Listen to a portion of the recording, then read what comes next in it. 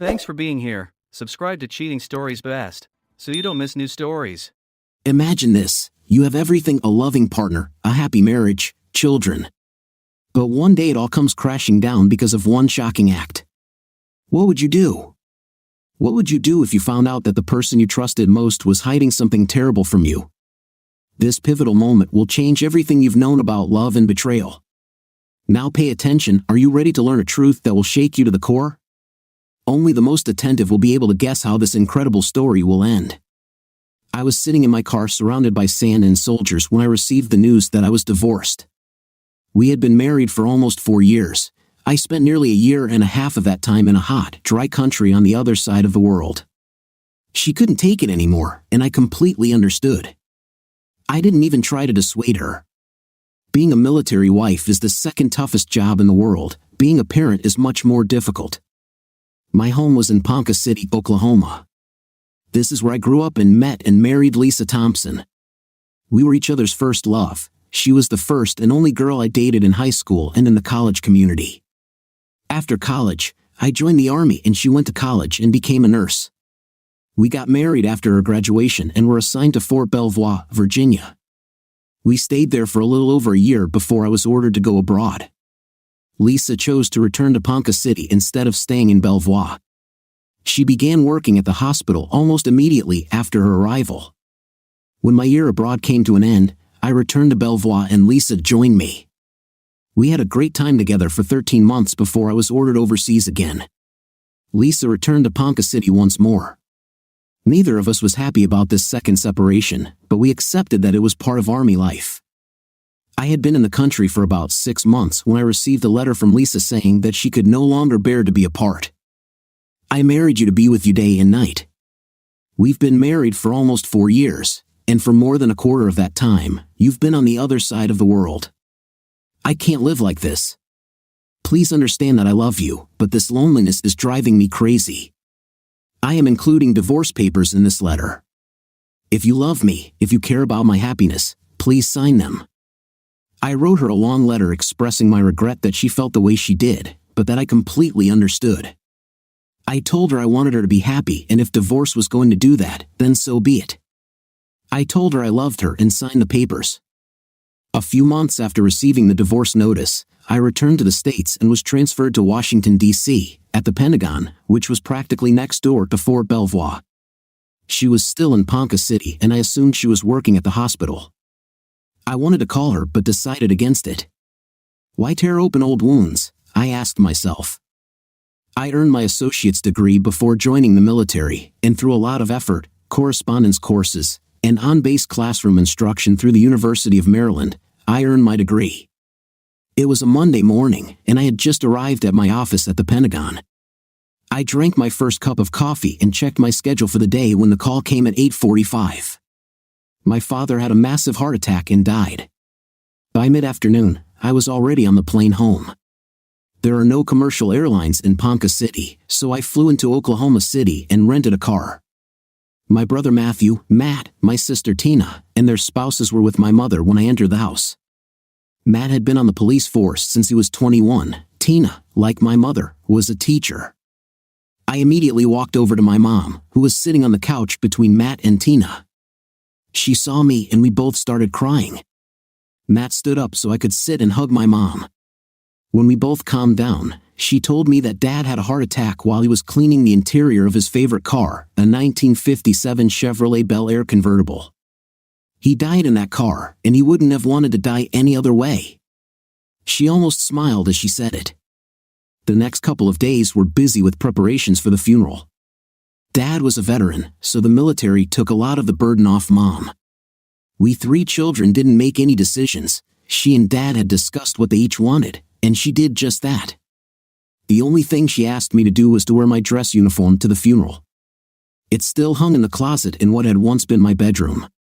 I didn't need it abroad or in Washington, yet it just needed cleaning and I needed to attach my medals and badges. The morning of the funeral arrived, and my mother looked at me, walked over, and brushed an invisible speck of dust from my chest. Then she stopped, looked at me, and kissed me.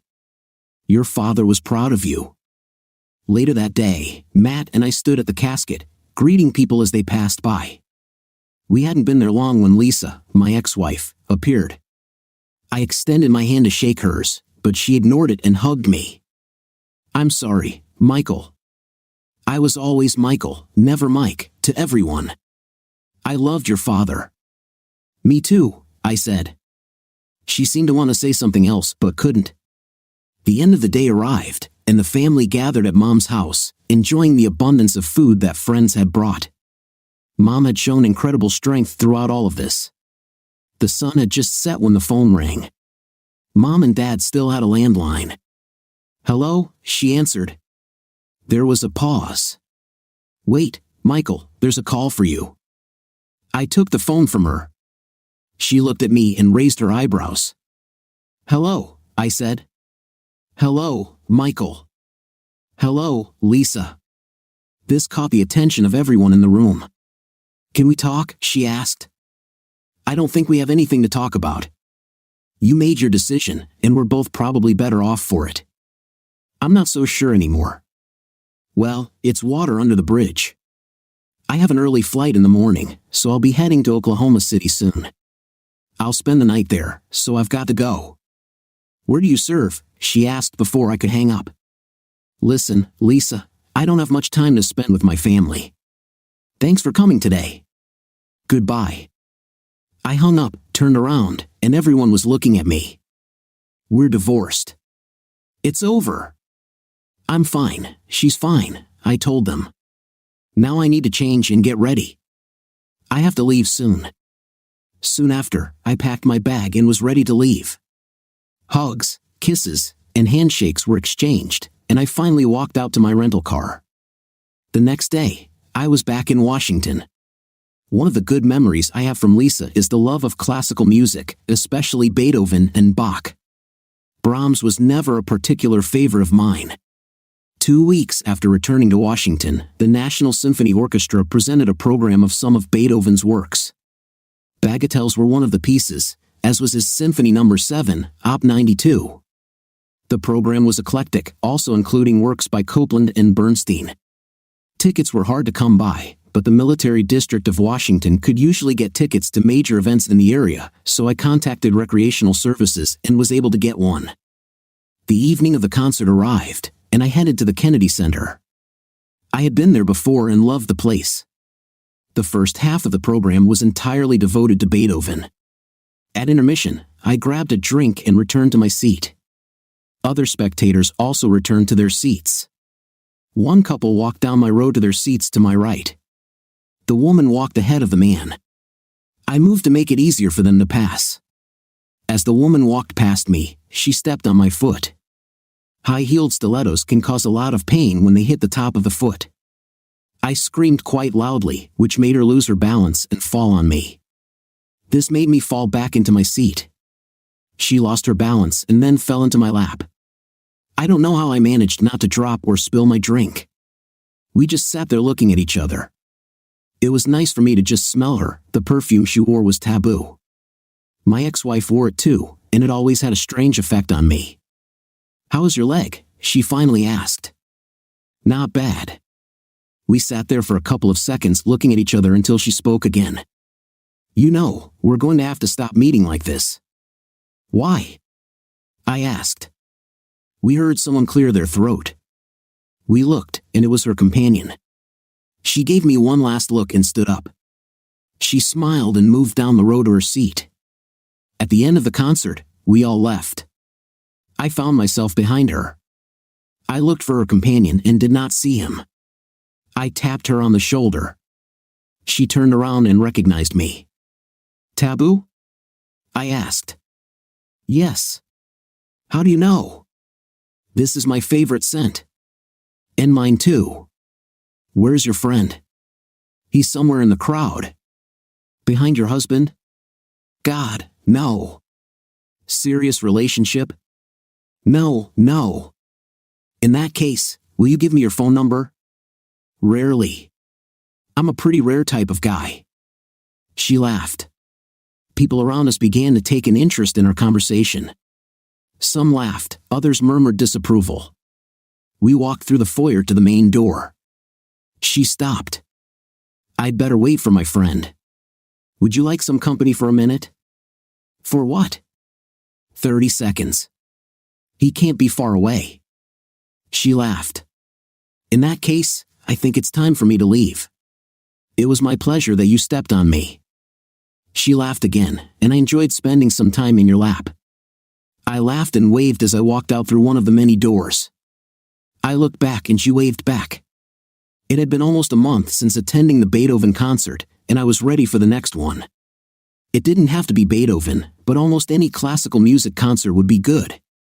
I checked the Kennedy Center schedule and saw that there was a concert featuring the music of Maurice Ravel next week.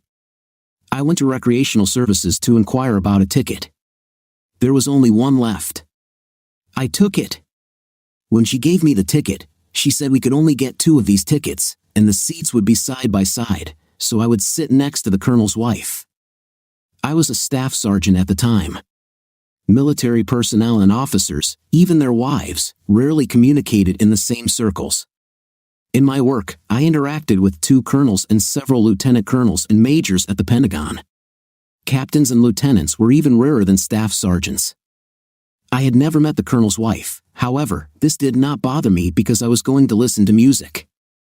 The evening of the concert arrived, and I put on one of my 2 suits and headed there. I arrived at my seat early and was reading the program when I felt it, taboo. I looked up, and there she was. I stood up and spoke. I thought you said you weren't married. I'm not married either. I was told that the colonel's wife would be sitting next to me. My mother is married to a colonel, she explained. She sat down and introduced herself. By the way, my name is Connie Self. I took her hand. Michael Carter. So, Mike, do you like Ravel? Mike? No one had ever called me Mike before, but I didn't correct her because when she said it, it sounded like she was inviting intimacy. Yes, especially Gaspard de la Noot. We talked before the program started, and during intermission, we had a drink in the lobby and talked some more. The program ended with Bolero, which some consider the most boring piece of music, but others find it the most sensual. I belong to the latter group. After the start, I glanced at Connie from time to time, and a couple of times I caught her looking at me. It eventually ended, and I decided that if it affected her sensually, she hid it well. I walked her to her car. She opened the door, and I held it. She was about to sit down but turned to me. Aren't you going to ask for my number? I looked at her. I asked for your number the first time we met, but that was before I knew you were the daughter of a colonel. Listen, I said, I'm a staff sergeant. You're a colonel's daughter. I'm sure your father wouldn't approve of you hanging out with someone like me. Who said anything about inclusion? Friendship does not depend on rank. That's not what I meant. What did you mean? She smiled at my confusion, got into the car, and drove away. Maybe I just completely screwed up, Staff Sergeant Michael Carter, I thought to myself. 3 days later, I answered the phone at the office. Special Operations, Sergeant Carter. How may I help you? You can help me by writing down 10 numbers, said appealing voice I had ever heard. As she spoke, I could almost smell the taboo she was wearing. I'm sorry. You heard me. Now write them down. She began to name numbers, and I dutifully wrote them down. Now repeat them, she said. I repeated them. Well done. Now you know what to do with them. I think I'm starting to understand. Another well done for you. Keep up the good work, and you might get a gold star. Yes, ma'am. Don't make me wait too long. She hung up.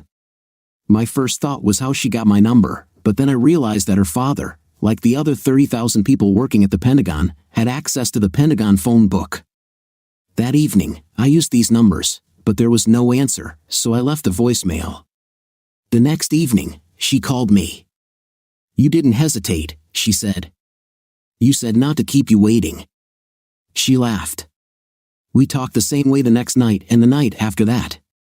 However, one night was different. Will you ever ask me out on a date? She asked. I would like to, but... But what? Damn it, either you want it or you don't. What's your answer? I want to. Then do it. Okay. Do you want to go out to dinner with me?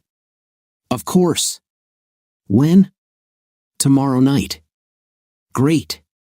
What time? At 7 o'clock. 7 it is. She gave me her address.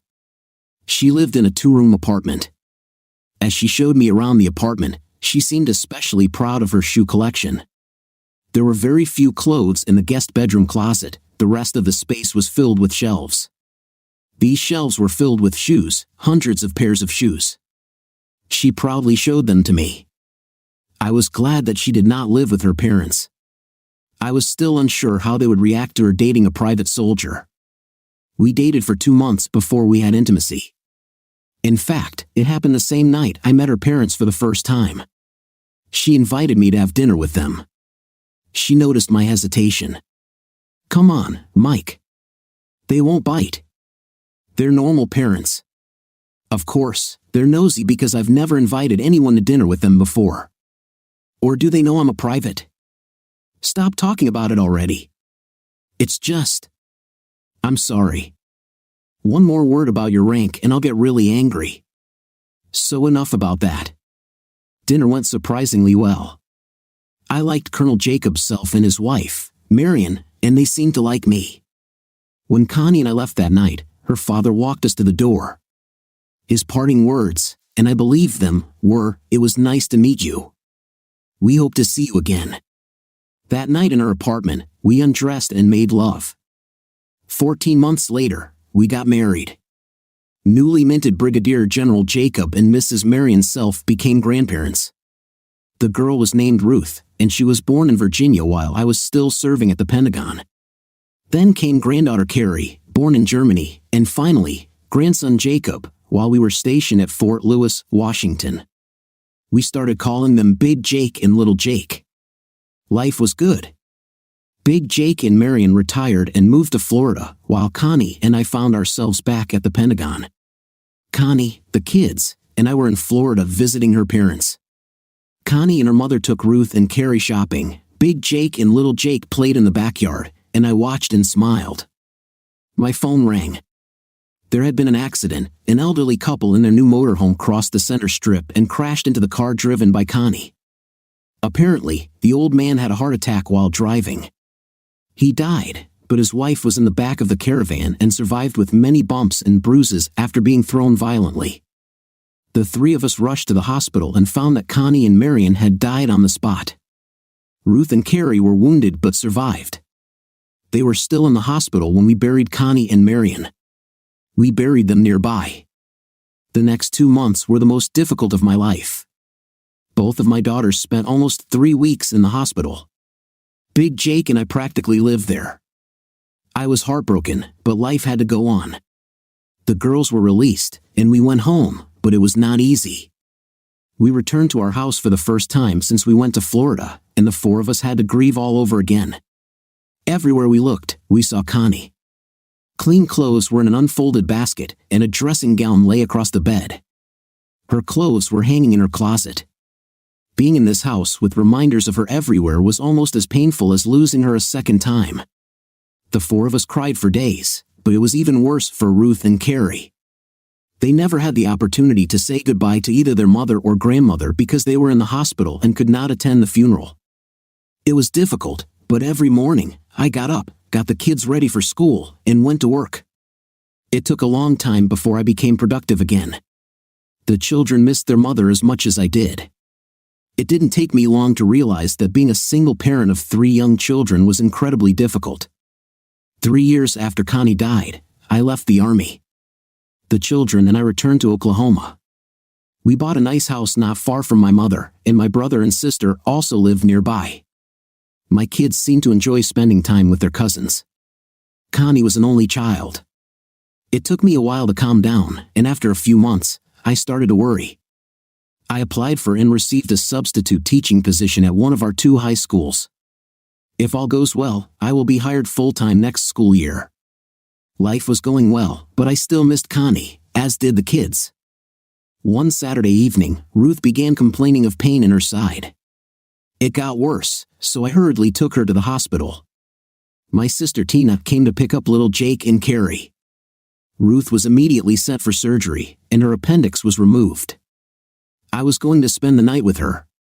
She was sleeping, and I fell asleep sitting next to her in the chair. Around 2 o'clock in the morning, I woke up and was sitting in a chair next to her bed. I watched as the door slowly opened, and light from the hallway began to fill the room. It took a long time, but I still recognized her. She was still a very attractive woman. "Hello, Lisa," I said. She hesitated, then recognition overtook her.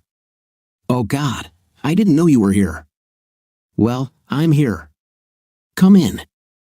I stood up as she approached the bed. "How is she?" she asked. "You should know better than me." "You're right. Her chart says she's doing well." "Fine." I saw her name on the admissions list. There aren't many Carters in town, so I thought she might be either Matt or Tina. "No, she's mine." "Where is her mother?" "She died more than 3 years ago." "Oh, Michael, I'm so sorry." "Yes, me too." "Do you live here now?" "Yes, for several months now." We just stood and looked at each other. Finally, I spoke. "Well, I guess I should try to get some sleep." "Certainly," she said, and she left. I woke up around 5 o'clock with a blanket on. I spent most of the next 3 days with Ruth. Lisa came in several times. She and Ruth talked about boys and how they would react to her scar when she wore a swimsuit. "It's a very small scar," Lisa said, "and besides, when they see how beautiful you are, they won't even notice it." Ruth smiled brightly. The first Saturday after Ruth was released from the hospital, I received a call. I looked at the number but didn't recognize it, so I didn't answer. The caller left a message. "Hi, this is Lisa. I hope Ruth is okay. Time in the hospital always seems worse for kids." There was a pause. "Can I talk to you, please? Over the years, I've had so many things I wish I could tell you but never got the chance. Please, Michael." I listened to this message at least 5 times before calling her back. "Hello," she answered. "Hi, it's Michael." "Hello. Did you want to talk?" "Not over the phone. In person." "Okay. Mom is taking the kids to the lake tomorrow." "Tomorrow? Why don't you come over to my house around 10:30 a.m.? Or do you have to work?" "No, tomorrow will work." "Where do you live?" I gave her the address. "Are you still drinking coffee?" "Yes, but now decaffeinated." "It's the same with me." She arrived exactly at 10:30. She was always punctual. The coffee was already on the table when I opened the door for her. It seemed to me that she wanted to hug me but changed her mind. I showed her where to sit. She sat down, took a sip of coffee, and began. "It was 9 months after your first tour overseas. I was having an affair. I was having a hard time without you, and I was waiting for you to come back. Sammy Young saw me at the mall and started talking to me. Do you remember him?" I shook my head. He was 2 years ahead of us at school. That conversation led to another, and so on, and we ended up meeting for drinks and dinners. Almost 2 months later, I slept with him once. She took another sip of coffee. "When you returned, I was terrified that you would find out, but you were so happy to see me that the thought that I might be unfaithful didn't even cross your mind. You probably remember that we had a wonderful year." I nodded in agreement. "Then you had to go abroad again, and I came back here. You had only been away a couple of weeks when he showed up again. I don't know how he knew I was back in Ponca. The thought of going through another year without you was unbearable. Less than a month after you left, I slept with him again." She continued. "We continued to meet for another 2 months. Then I found out that I was pregnant. That's when I asked you for a divorce. I told him, and he disappeared in an unknown direction. I've seen him around town since then, but we never talk. After I filed for divorce, I lost my child. I almost called off the divorce, but the guilt was so great that I didn't do it. I tried to tell you what I did when you came home for your father's funeral, but you wouldn't let me. Cheating on you was the worst thing I've ever done, and I regret it every day. I was selfish and greedy, and I can offer no excuses. I loved you when we were young. I loved you when we got married, and I loved you when we got divorced.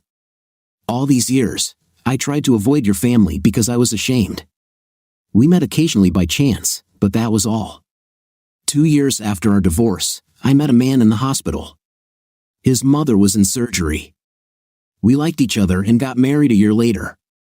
3 years after that, we divorced. Since then, I have focused on my work. Then I saw Ruth's name at the hospital. Like I said, I've been avoiding your family, but I thought if she needed anything, I could get it. I opened the door, and you were there. I am rarely surprised and never shocked, but seeing you shocked me. I didn't know how to behave or what to say. When I left her room, I walked down the hall and burst into tears. I cried for 2 hours, cried with happiness that you were alive and well, then cried for the stupid thing I did and for the love I lost. I took a sip of my coffee, which was already cold, and so was hers. I sat looking at her and tried to think of what to say. I had obviously not known she had cheated on me and didn't know she had gotten pregnant by someone else while married to me. Finally, I spoke. I don't know what to say. I always assumed that you wanted a divorce because you couldn't bear to be apart from us. But you say loneliness wasn't the problem at all, lust was the problem. I understood loneliness. I loved you enough to let you go because I couldn't bear the thought of you being alone. That's why I agreed to the divorce. But betrayal is difficult for me to comprehend, even after so many years. The idea that you slept with another man while you were married to me is something I find hard to come to terms with. I loved you enough to let you go, and while I was crying over losing you, you had a child with another man. I stood up, walked over, and picked up her cup, taking it to the kitchen. I think you should leave, I said as I walked. Michael, please. Goodbye. She slowly stood up and walked to the door, opened it, and turned to me. Michael, Goodbye. Why the hell did she have to tell me this? Does it matter after all these years? And why does this affect me so much? At first, I was angry, then I just got angry. I fumed for 2 weeks because of what she told me. Then my common sense took over. Why should it matter now? We have been divorced for many years, and I no longer have feelings for her. The end of the school year was approaching, and it was a busy time for me, so Lisa took a back seat. Big Jake asked if the kids could spend part of the summer with him. I told him yes, of course. 3 days after finishing school, he arrived. We met him at the airport, and the children flew off with him. Their visit was to last 2 weeks, that's all Big Jake thought he could handle. I haven't had much of a personal life since Connie died, and 3 years is a long time. There were a few women along the way, but I still missed Connie. My brother and sister tried to set me up with women, but nothing worked. I mean, there was no spark, no connection.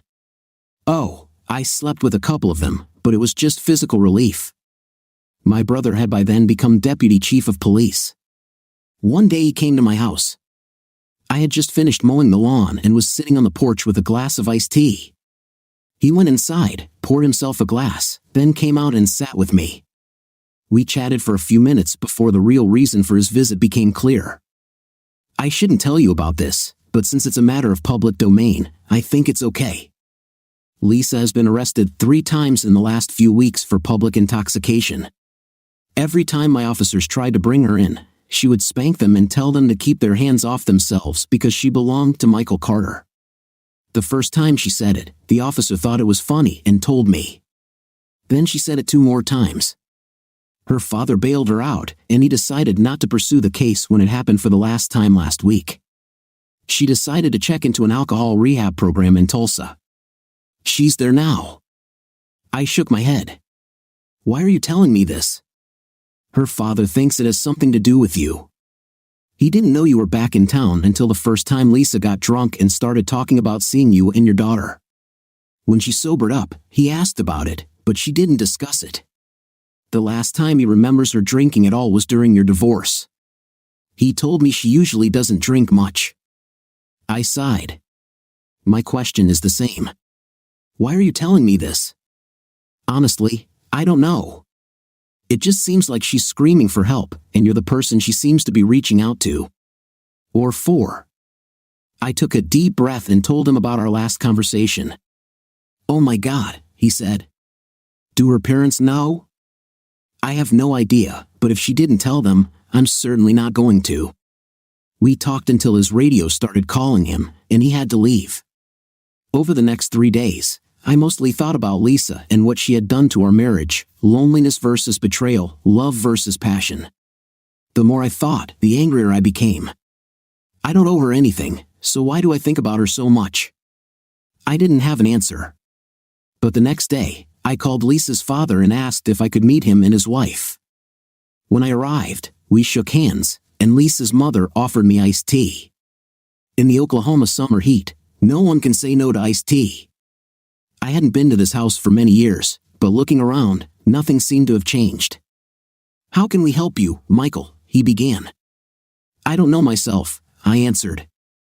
I heard that Lisa had been arrested and was in a rehab program, and I wondered if there was anything I could do to help.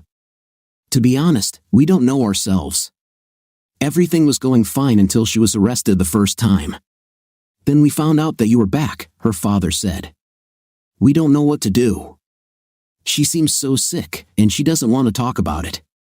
We're getting old, Michael, and we'd like to know what we can do to help her, but we just don't know." Her mother said, holding her husband's hand tightly, "Would it help if I saw her?" "We've talked about it, and we're not sure if it will help or hurt, but it's probably worth a try," her father said. The next day, I went to Tulsa. I checked in at the front desk and headed to her room. She sat in a chair looking at the gardens. She turned to see who was coming in when she heard the door open. Her eyes widened when she saw me. "Hi, Michael. I didn't think I'd ever see you again. Why is this? I thought you hated me after our last conversation and how you kicked me out of the house." "I don't hate you, Lisa. I never hated you, but I hate what you did." She came up to me and looked me straight in the eyes. "Me too, Michael. I hate it with every fiber of my being, but I can't change it, so I've lived with guilt and self-hatred all these years. There were only a few days when I didn't think about it. Those days were a blessing." She turned and walked towards her bed, sat down on the edge, and fell silent with a thoughtful look in her eyes. Then she spoke again. "Why are you here?" "I'm not sure. I talked to your parents." She interrupted me and jumped up. "Oh God, Michael, you didn't tell them, did you? It would have killed them." "No, I didn't tell them," I said, sitting on the windowsill and looking at her. "It's up to you if you ever want to. I would never tell them. It would ruin them." She sat down on the bed again. "That's up to you." There was a pause, and she began to cry. "Are you okay?" "I don't know. I thought I did, but now I'm not sure.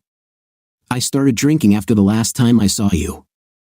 I wanted to drown myself in alcohol because I thought it would make the memories go away, but it only made them stronger. It brought back every detail." She fell silent. "Do you remember what you wrote in your letter when you sent back the divorce papers?" "Most. I remember every word. I still have it and have read it at least 1,000 times.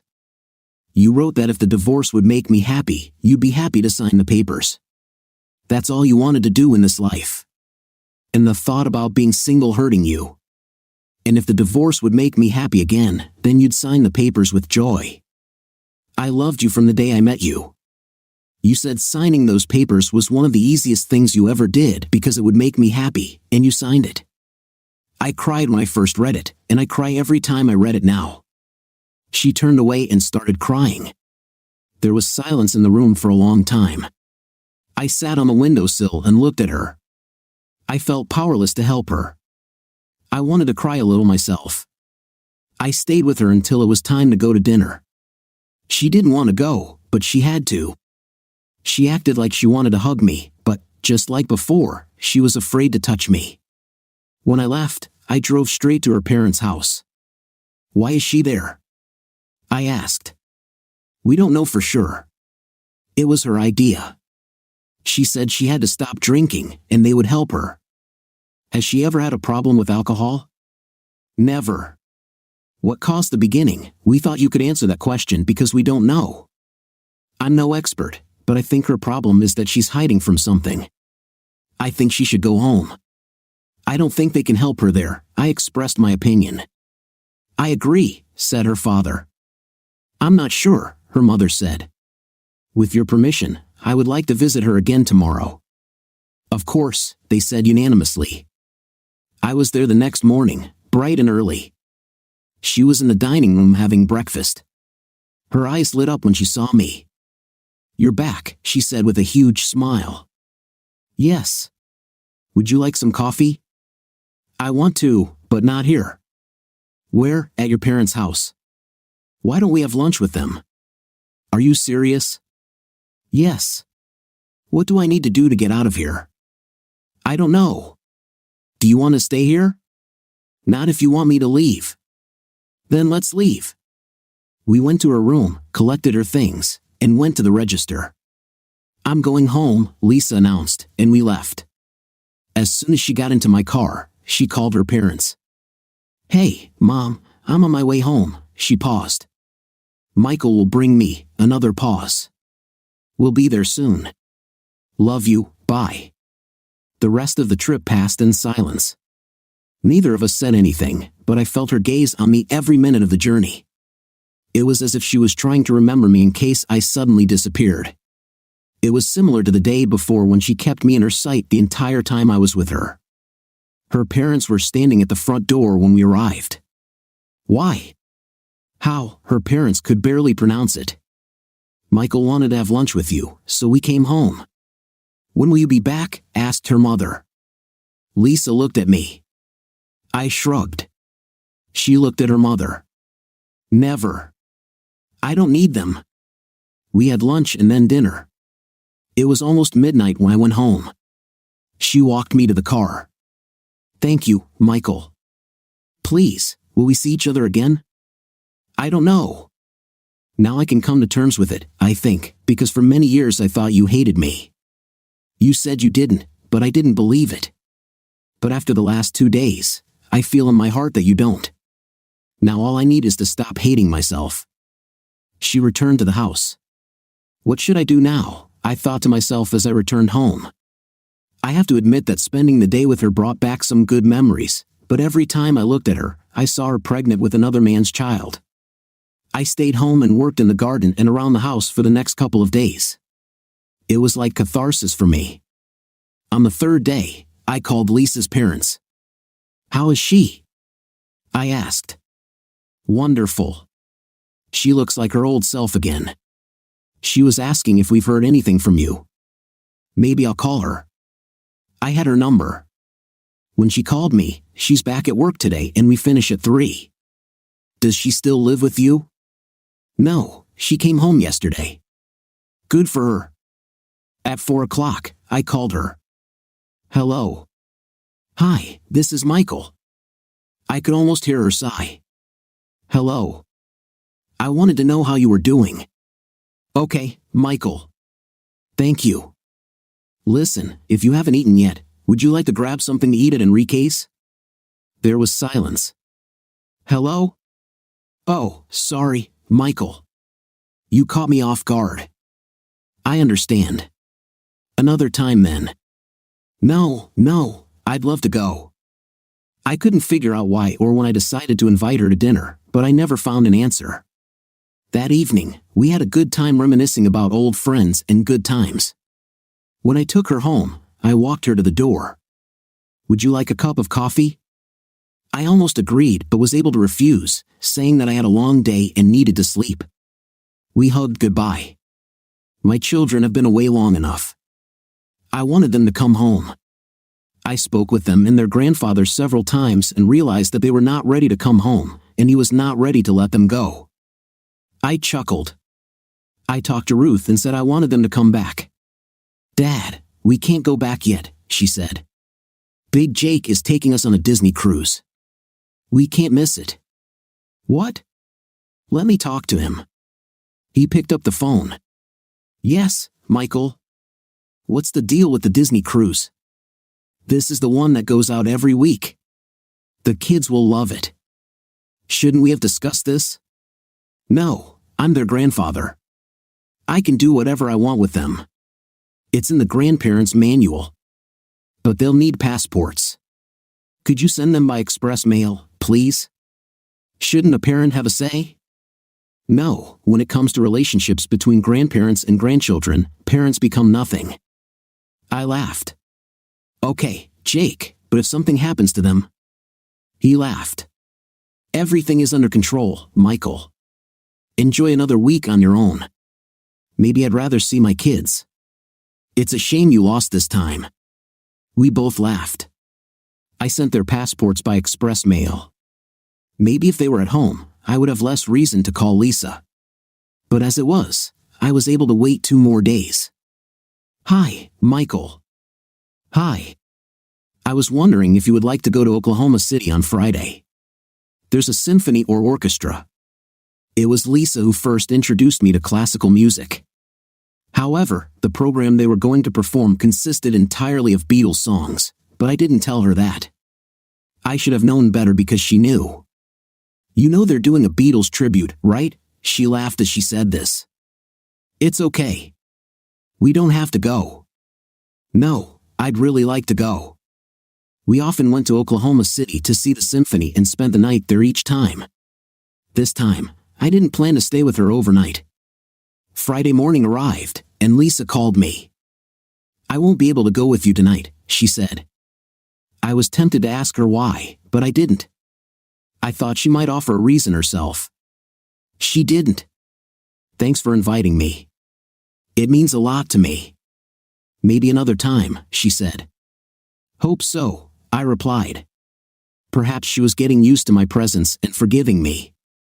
She could finally begin to forgive herself and return to the life she led before. I came back, and Lisa and I didn't communicate at all for the next 2 weeks. Finally, my children were returning home. I went to Oklahoma City and met them. Big Jake came with them. I tried to persuade him to stay with us for a few days, but he wanted to go home. There were many tearful goodbyes. He and the girls cried, while little Jake stood nearby, embarrassed by his sisters and grandfather's public display of affection. They didn't stop talking the whole way home, and I learned more about Disney World and Disney cruises than I ever wanted to know. 2 days later, the 4 of us were in the supermarket. Food doesn't last long with 3 hungry kids. I sent Ruth and Carrie for bananas. They returned a couple of minutes later without bananas, but with Lisa. Dad, look who I found, Ruth said. She also brought bananas. Ruth remembered Lisa from her short stay in the hospital. Hi, I said. Hello. Are you okay? Yes. Everything is fine. Fine, I said, with a long, awkward pause. Well, I guess it's time for us to go. Let's go, kids. Of course, she said. Maybe we'll see each other again. I watched her leave, and part of me wanted to follow her and ask what happened between us. Then I thought, we never existed. It was just me trying to help an old friend who turned out to be my ex-wife. But in fact, I missed the little time we spent together. I didn't know whether I missed Lisa, the children, or the adult female company and all the good things that came with it. My brother Matt has a wife named Rose. Rose has a cousin named Francesca. Francesca and I apparently dated many years ago, but I didn't remember it. Matt and Rose invited me to dinner one night, and Francesca was there. It was a pleasant evening. Francesca was attractive and charming, but there was nothing about her that made me want more. I made it clear to Matt and Rose that their matchmaking was over for me. It's not that I don't want to date someone, I do. One Saturday afternoon, while my kids were with their cousins at the pool, I went to the park and sat by the lake. I always did this when I was younger. This was my fortress of self-isolation. Even when the park was full of people, I felt alone. I remembered my life, my marriage to Lisa, our meeting in courtship, Connie's marriage, her death, my army career, and my 3 wonderful children. I was a happy man. I felt deeply and passionately in love with 2 women and realized that this is the only way to love. I reached a point where it didn't matter that Lisa cheated on me. If we had not divorced, I would never have met Connie, and I would not have had my children. The reason for the divorce no longer mattered. I woke up wanting to return to my children. I turned around and almost crashed into Lisa. I watched you for over an hour. You didn't move, she said. I thought that's what you always did when you were trying to figure something out. Yes, it is. You and I used to come here and park right there. She pointed to a spot I remembered well. I remember this is where we kissed for the first time. I smiled. This is where you seduced me for the first time, and I was still very young. Seduced you? Yeah, you almost attacked me. We walked to the picnic table and sat down. It's been a long 2 weeks, she said. I missed you and I want you too. Do you know why I couldn't go to the symphony with you? I decided it was none of my business. That's your business. She fell silent. When we went, we always stayed overnight. We took a hotel room and brought wine and cheese with us. When the weather was good, and depending on the floor we were staying on, we turned off all the lights in the room, sat on the balcony, drank wine, and ate cheese. Then we went back inside and made love. We never had intimacy, Michael. We always made love. I remember. That's why I couldn't go. I couldn't bear the thought of sitting next to you, listening to the music, and knowing that we'd come back here when the concert was over, instead of going to the hotel. We sat there for a long time before I spoke. I can understand that. But what happened in the last 2 weeks? Honestly, I don't trust myself around you. You just said I almost attacked you there the first time we had intimacy. The truth is, I have a hard time keeping my hands off you. Every time I see you, I could easily have intimacy with you and not care who sees it. We looked at each other for a second before looking away. Then she spoke again. I came to the conclusion that you would never love me again or want to make love to me, or even just have intimacy, so I stayed away. I believe we are friends, I said. And me too. There was a long, empty pause. Well, I have to go. I came here to think, but if I stay, I'll only think about you. She started walking toward her car. I approached her and walked next to her. Somewhere along our walk, we held hands. At her car, I opened the door for her, and she started to get in. Lisa, I said. She stopped and looked at me. How many men have you dated since your last divorce?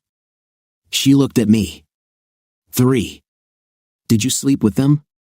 With one of them. Twice. She got into the car and drove away. I watched her drive off. I don't know why I asked her about this. It was none of my business and had nothing to do with anything. I went home. It was the following Saturday. My children, as always, were swimming with their cousins. I was at the intersection of 14th and Grand when someone ran a red light and hit my car. I woke up in the hospital. My left arm was in a sling. I looked around, and my mother, brother, and sister were looking at me. Mom leaned over to kiss me on the cheek and took my hand. How are you feeling? It's like I've been hit by a truck. My brother laughed. In fact, that's what happened. The driver was under the influence of illegal substances. We put him in jail. Mom said, the doctor says you'll be fine. You're pretty banged up and bruised, and sure, you have a sprained shoulder, but overall it could have been worse. My children came to visit me later. The girls were crying, and Jake was fascinated by all the tubes and wires. It was late in the evening, and I convinced everyone to leave because I wanted to be alone. I was tired of the company. Dinner that night was a hamburger and fries, both cold when they were brought into my room. I was hungry, so I ate everything, even though it was cold. I was given enough painkillers that I really didn't feel any pain. I was watching TV when I saw my door slowly start to open. I watched as she walked in and stood by my bed. How do you feel? Could be worse. Can you get out of bed? I haven't tried it. I guess they don't want me to. Okay, I've wanted to do this ever since I saw you here with Ruth. Now you can call management and complain if you want, but I did it and I'm not sorry. After I saw you at the lake, I decided that I still love you, and if I have to break my heart, then so be it. Then she left. I stayed up until 2 in the morning trying to figure out what I thought about that kiss and her statement. I pressed a button on my TV nurse call and bed controls, and the top of my bed lowered to a horizontal position. I knew I liked her kiss, but I couldn't decide if it was because it was her or because I was so desperate that kissing any woman would have the same effect. Eventually, I fell asleep. When I woke up at 7 o'clock in the morning, my mother was there. We went through the usual how are you ritual before she sat on the edge of my bed, took my right hand, and stroked it. Then she asked, "What's going on between you and Lisa?" "What are you talking about?" I asked as I released her hand and reached for the button to raise the top of the bed so I could sit up. When I arrived, she was sitting in that chair, sleeping under the covers. Was she here all night? I don't know. It was after 2 o'clock when I fell asleep, and she wasn't here then. Well, she woke up a minute or two later, greeted me, and said she'd go check if your breakfast was ready. That was 15 minutes ago. Then the door opened, and Lisa came in with my breakfast tray. She placed it on the table and positioned it so that the tray was directly in front of me. There were scrambled eggs, but I told them you preferred your eggs soft-boiled, so they changed the order. Are you still eating them like that? She took the lid off the plate, and 2 perfect eggs stared back at me. I also told them that you prefer ham to turkey sausage or bacon. She looked at me and smiled. She then placed a napkin on my chest and began cutting up my ham and eggs. Then she took my fork to bring a piece to both of them and brought the fork to me. What are you doing? I'm not helpless. That's basically what you are. Your left arm is in a sling and you're left-handed. You can't feed yourself because you've never been able to use your right arm for anything useful. So just open your mouth like a good boy. I opened my mouth while my mother laughed. I remembered the cold hamburger and fries from the night before and didn't remember having any problems with the food, but I decided not to say anything. Oh, sorry, Mrs. Carter. Would you like to do that? Still laughing, Mom said. No, honey, you're doing it. I already did my share when he was a baby. He's still a baby, Lisa said, wiping my mouth with a napkin. I ate everything on the tray and couldn't take my eyes off her. She let me drink the coffee myself. When I finished, she wiped my mouth with the napkin again and then kissed me. After she left, Mom said, Michael, you have a woman in love on your hands. What are you going to do about it? I have no idea, I said, looking at the closed door. I stayed in the hospital for 2 more days, and it turned out that she never left the hospital for a minute. She spent her nights sleeping in the chair next to my bed. If something was bothering me, she wouldn't let anyone else deal with it. The only person besides her who could feed me was Ruth, who thought it was funny. Carrie liked it too, and Jake thought it was funny as well. On the morning of my discharge, she was there to escort me to the exit where my brother was already waiting for me. Call me if you need anything, she said, leaning over and kissing me again. I thought this was becoming a habit. When Matt took me away, I looked at him, and there was a grin on his face. Not a word, I said. Not a word, he replied, but the grin never went away. The first night home, I called her. I was hoping you would call, she said. Thanks for all the help at the hospital. Could you come and help Ruth and Carrie prepare dinner? They want to do it, but they need a little help. She arrived 20 minutes later, and I could hear her and the girls laughing as they prepared dinner. Jake doesn't usually come into the kitchen unless it's to grab something from the refrigerator, but soon I heard him laughing along with the others. She stayed and ate with us at the insistence of my children. After dinner, the girls volunteered to clean up. For the first time in my memory, Lisa came into the living room to chat while the girls were cleaning up. Jake had no intention of helping his sisters. The girls finished, and all 3 children went to their rooms, saying goodnight and hugging us. Even little Jake hugged Lisa. Lisa and I talked while the children took a shower and went to bed. Lisa and I were still talking when it was nearly midnight, and I was showing signs of fatigue. Sleepy? She asked. Yeah, I replied. If you need help showering, I'm available, she said with a smile. Not in my heart. Stupid. I can wrap your bandage around it so it doesn't get wet. I don't need a bandage. I'm not helpless, I said. Okay, she said. I'll go home. She stood up, grabbed her purse, came over, and kissed me goodnight. Constant thinking became a habit of mine, and that night was no exception. One of the things that nagged at the edge of my brain was that there was something different about Lisa. 2 days passed, and I realized what was happening. She didn't smell like I remembered. In fact, she only smelled of soap, a very nice soap, but soap nonetheless. Never any perfume, that was all. No taboo. Over the next few weeks, Lisa visited my home at least 4 times a week.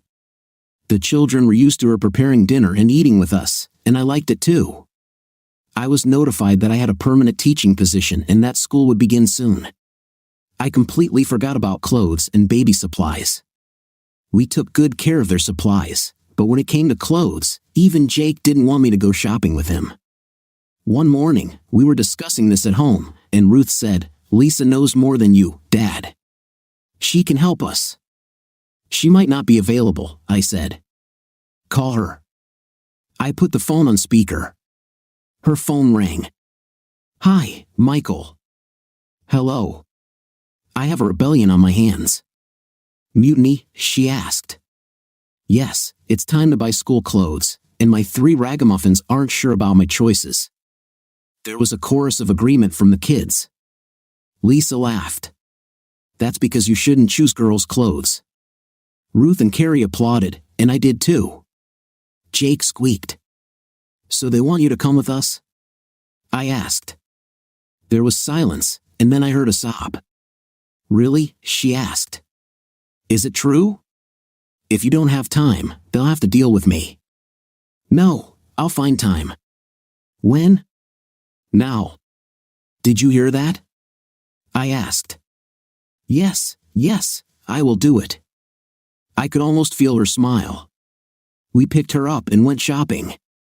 This went on until late in the evening, and I have never seen my kids have more fun.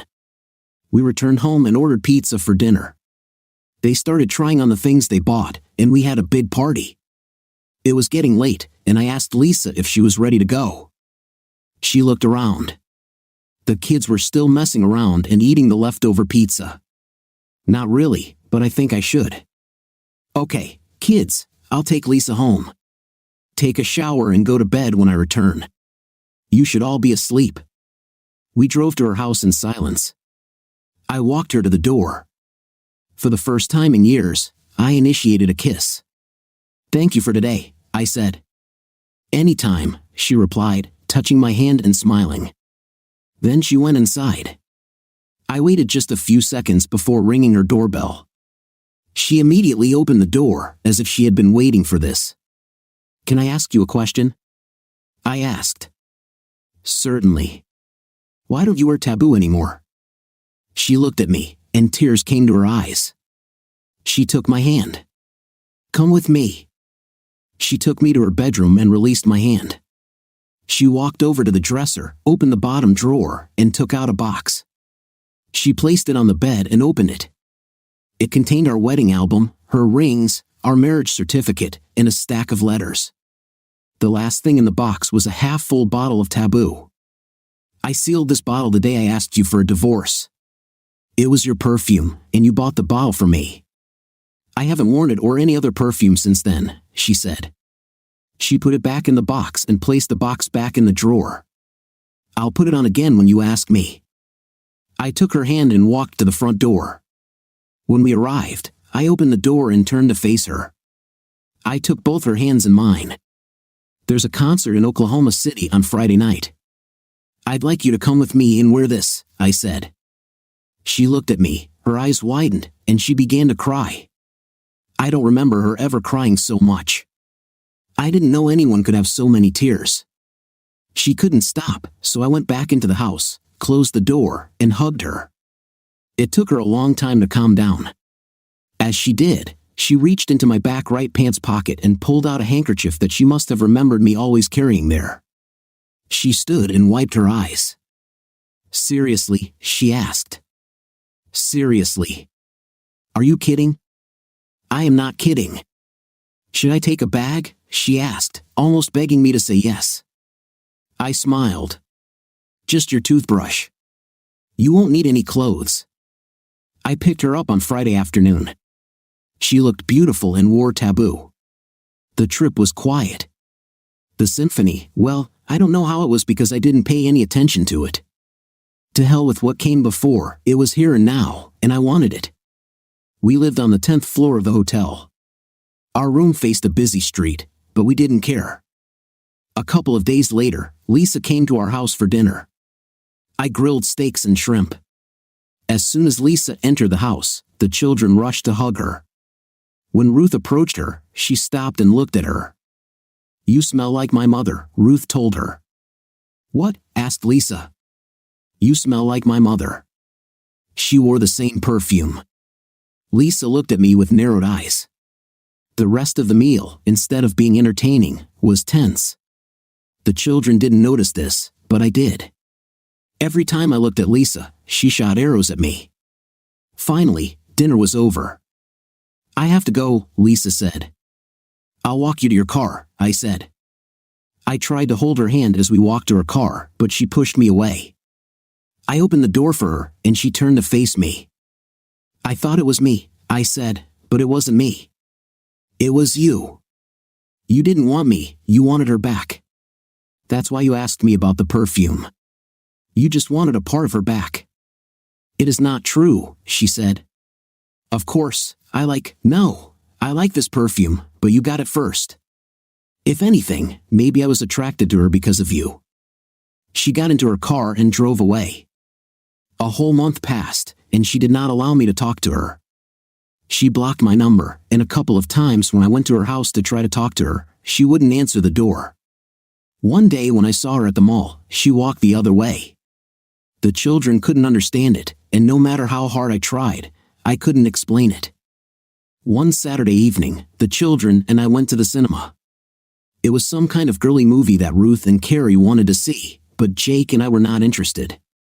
The movie had not yet started, and the lights in the house were still on. "Isn't that Lisa?" Carrie asked. I looked and saw her walking down the aisle to her seat, followed by the man sitting next to her. "Yes, that's true," I said. "Can we go say hello?" she asked. "I don't think so." The lights went down, and the movie started. Whenever the lights in the movie got bright enough, I would look to where she was sitting. One time, I saw them take turns sipping from the same straw in a drinking cup. When the film ended, we left. Lisa and her companion saw us in the lobby. She came up and greeted the children but never introduced her life partner or spoke to me. When they left, I heard him ask, "Who are we?" "This is my ex and his family," she told him. Life went on. The Christmas holidays had just started, and I was trying to finish my Christmas shopping. My mother, my brother and his family, and my sister and her family were taken care of. I still wanted to do more for my kids, so I walked around the mall. I found myself in the only men's store in the shopping center. There were several shops for women, but only one for men. I was looking at suits because mine were getting old and a little worn. The salesman walked with me. I didn't need anyone to do it, but I didn't stop her. After I had seen everything I wanted to see, I thanked her and went to leave. When I left, Lisa was standing at the large open door.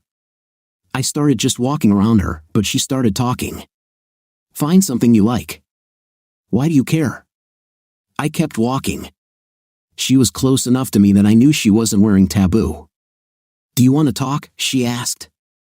"I don't think we have anything to discuss," I said. "Keep going. You said enough when you accused me of not wanting you but wanting Connie back. If you want to talk, you can talk to your boyfriend. He's just a friend. Apparently, a good friend. Good enough to share a straw with." She was still a step or two behind me, but she caught up and grabbed my arm. "What are you talking about?" I freed myself and continued walking. "I saw you drinking from the same straw." He dropped his drink, and we shared mine. "What's wrong with that? Casual friends don't do things like that. This is what close friends or lovers do." She stopped. "I didn't do it." "What are you saying?" "You heard my every word. You're clever, you understand English." I kept walking. She hurried to catch me. "You accuse me of..." I stopped and turned to look at her. "Are you sleeping with him?" "What are you, hard of hearing? What right do you have to ask me about this?" When I asked her at the lake how many men she had dated since her divorce and whether she had slept with them, she answered without hesitation. But now she had become defensive. I have no right to do this, but I thought we were getting to a place where... Oh, damn. I have to go, I said, turning to leave. She grabbed my hand and stopped me. I'll sleep with whoever I want, do you understand this? I don't belong to you and never have. You're right. I've never done this. You always slept with whoever you wanted. Even marriage didn't stop you. I reached out, took her hand off mine, and went home. The children and I had a wonderful Christmas. Matt and Rose were invited to a New Year's party in the neighborhood. They asked me to come with them, and I took a step that was completely unlike me. We hadn't been there long when Lisa and a man I recognized from the film appeared. I told Matt I was leaving and explained why. Oh my God, Michael, are you going to run away every time you see her with someone? Dude, get back in the game. This was the best advice I ever received, and I followed it. I grabbed a beer and started swirling it. Eventually, I found myself in a small group, and we were joined by Lisa, who seemed to know most of them. They had no idea that Lisa and I had any history, and we gave no indication that we knew each other. How's Timmy? Someone asked. He's fine, Lisa replied. He's there. He wants a drink. Is he a keeper? Asked one of the ladies. I didn't look directly at her, but I felt that she was looking at me, so I looked back. Our eyes locked on each other when she answered, maybe for someone. She apologized and left. They seemed like a good couple, someone from the group said. Yes, but something is wrong. Timmy is a little upset. He likes her, but apparently, she has some problems, and he doesn't know whether to wait. He says she treats him like her brother. Oh, unrequited love, the worst possible. I feel sorry for him, someone else said. That doesn't mean he didn't get her, added another person. She doesn't have fun with anyone. She has been my friend for a long time, and we work together at the hospital. Every now and then, she starts crying, and none of us knows why. Personally, I think it's because of her ex-husband. She still loves him, and he must not treat her well. How did you know that? I intervened.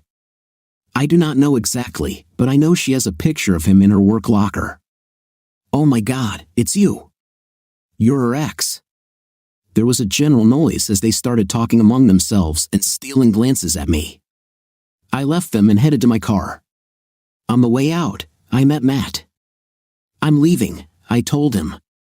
Lisa and Timmy were standing at the kitchen counter with another couple.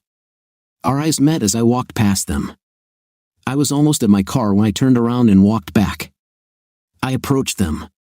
She was simply wiping her eyes. Sorry, but I would like to talk to you, I told Lisa. Why? I just want to ask you a question. Pause, please. Sorry, Timmy, I'll be right back. We went out onto the sidewalk. It's far enough. Ask your question. Actually, there are several of them. First, do you have a photo of me in your locker at work? She looked back at the house. Yes, she said, turning away from me. Why? There was a long hesitation. This is important, Lisa. Please respond. She turned to face me. Because I love you. Then why didn't you tell me? Because you're an, okay, I'm an, but I'm an, who loves you. Her eyes grew huge for a second and then narrowed. I don't know if I believe you. This is true. You accused me of sleeping with Timmy. I don't care anymore. I cheated on you, and another man got me pregnant. It was a long time ago and far away. Once you forgive me, you will never be able to bring this up and throw it in my face. I have already forgiven you. There, on the street, she attacked me in the same way as at home. We hugged and kissed. 2 cars drove by and honked. She put her hands on my face. The last man I slept with besides you was the one I told you about at the lake, one of the 3 men I dated after my divorce. Timmy and I are friends, nothing more. He wants there to be more, but I can't. We were back at the party. Timmy stood in the doorway as we approached him. I'm so sorry, Timmy, she said. I understand, he replied, looking at me. I'm guessing you'll take her home, so there's no reason for me to stay here. He left. The party took an interesting turn when Lisa and I walked hand in hand. There was a lot of whispering and instructing. When Matt saw us, he just started laughing. We stayed for about 30 more minutes. Lisa became an almost constant companion in our house, but she never spent the night, and I never spent the night at her house, except, of course, for those weekends when the kids spent the night at one of their cousins' houses. Depending on what shift she worked, Lisa and the girls would often cook dinner, and on those nights, Lisa would usually stay until midnight. She worked nights, and one morning after her shift, I picked her up at work and brought her to my house. It was Saturday morning, and the girls prepared breakfast for us. After the 5 of us ate, Lisa and I washed the dishes. She sat there for a couple more hours. I saw how tired she was, so I took her to my room and told her to sleep for a few hours. I closed the door and turned to go back to the living room. Ruth stood there. "Do you love Lisa?" she asked. "What do you care about this?" "Curious one, answer my question, Dad." "Fine. Yes, I love her more than Mom." "Oh my God." "No, sweetie, this is a different love." "How else?" "Let's see if I can explain this." I stopped, took a deep breath, took her hand, and walked down the hallway into the living room, talking as I walked. "Do you love your brother?" "Certainly." "What about your sister?" "Don't be stupid, Dad." "Of course I love her." "What about me?" "What about your grandfather?" "What do you want to say, Dad?" "I want to say that we can love many different people, and that love takes many forms, but that does not mean that we love one person more than another.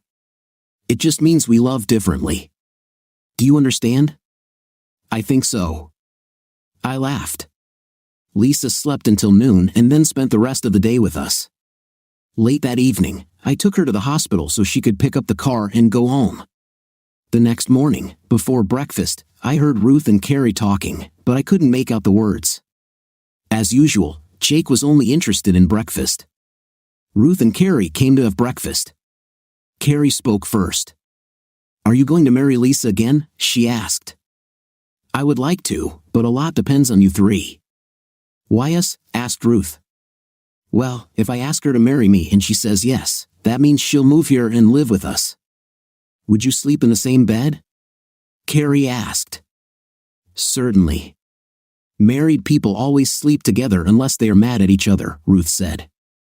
"How did you know that?" I asked. "Dad," she said, as if I was the biggest dumbass in the world, "how many kids at my school do you think live with both biological parents?"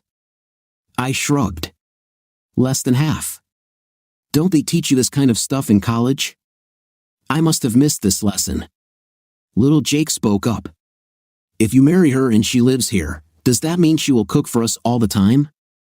"At least part of the time," I told him. "But we will have to do our part. She will be a wife and stepmother, not a housewife or a slave."